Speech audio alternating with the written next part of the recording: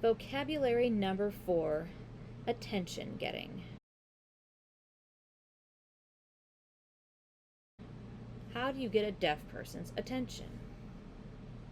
You can tap them on the shoulder, lightly with your fingertips. Tap them, tap me. You can wave at them. Hey, over here.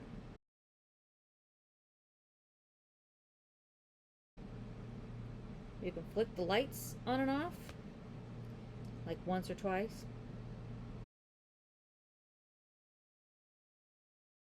You could stomp your foot.